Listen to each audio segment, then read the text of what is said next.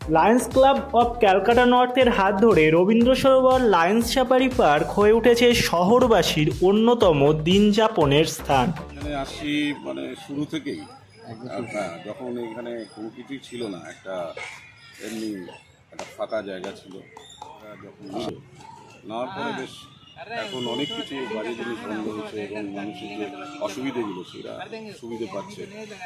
বিভিন্ন রকম এক্সারসাইজের সমস্ত সরঞ্জাম এসছে, তাতে সকলেরই সুবিধা হয়েছে, বাচ্চা থেকে বড় থেকে বুড়ো থেকে সবারই সুবিধা হয়েছে।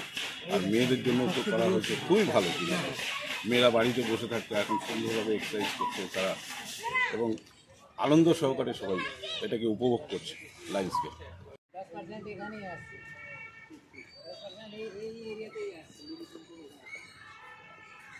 এই হ্যাবিটাটটা তো এটা তো নতুন না, এটা অনেক দিন ধরেই এই হ্যাবিটাটটা তৈরি হয়েছে ধীরে ধীরে। তো পাখিরা আসে, তাদের একটা অ্যাকোয়ান্টেন্স হয়ে গেছে যে হ্যাঁ এখানে এলে থাকা যায়, খাবার পাওয়া যায়। সবথেকে বড় কথা, তারা এই হ্যাবিটাটটাকে এটা পছন্দও করে। এবং এই পুরো এরিয়াটার মধ্যে ধরুন রবীন্দ্র সরোবর বায়োডাইভার্সিটি পার্কের মধ্যে স্পেশালি কিন্তু এই লায়ন্স সাফারি পার্কটা ওদের বেশি পছন্দ। মানে যারা হচ্ছে যে পাখিগুলো হচ্ছে ধরুন রেয়ার বার্ড, মানে আমরা এখানে খুব একটা দেখতে পাই না, তাদের বিশেষ করে এই জায়গাটা কিন্তু পছন্দ। কিছু পাখি আছে যারা রাউন্ড দ্য ইয়ার থাকে এখানে, সারা বছরই দেখতে পাওয়া যায়। যেমন ধরুন ওরিয়লের বিভিন্ন ভ্যারাইটি আছে, 3-4টে ভ্যারাইটি আছে ওরিয়লের। হ্যাঁ, এছাড়া আপনার বারবেট, যেগুলো মানে বসন্ত বৌরি বা বাংলাতে যাদের বলা হয়, বা আপনার অন্যান্য যে পাখিগুলো, তারা সারা বছরই কিন্তু এখানে থাকে, এটাও এখানে পাওয়া যায়। কিন্তু মাইগ্রেটারি বার্ডটা একটা নির্দিষ্ট সময় পাওয়া যায় তাদের। এখন এই মুহূর্তে সেটা হচ্ছে রিটার্ন মাইগ্রেশনের সময়। আমরা প্রায় মে মাস অবধি কিন্তু এক্সপেক্ট করতেই পারি যে কিছু কিছু রেয়ার বার্ড আমরা পাবো এখানে দেখতে। যেমন কিছুদিন আগেই আমরা পেয়েছি, সবাই খুব মানে উৎসাহিত ছিলেন, ইন্সপায়ার্ড ছিলেন ওটাকে দেখে, যে ব্ল্যাক নেপেড মনার্ক।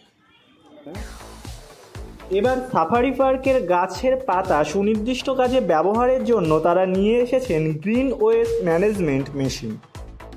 ये हमारा হচ্ছে গ্রিন ওয়েস্ট ম্যানেজমেন্ট যে জন্য মেশিন।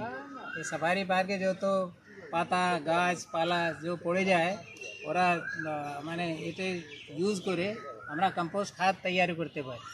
এটা আমাকে 2 বছর আগে ডোনেশন দিয়েছে লায়ন্স ক্লাব ইন্টারন্যাশনাল, 8 লাখ টাকা দাম, কিন্তু পারমিশন এখানে পাইনি। তো পারমিশন এখন পেয়ে গেছি। এটা একটা ছোটো শেড এর জন্য করা হয়েছে। এখানেই মেশিন থাকবে, এখানেই পাতা আর সব থাকবে, এখানেই সব কম্পোস্ট তৈরি হচ্ছে, এটাই থাকছে।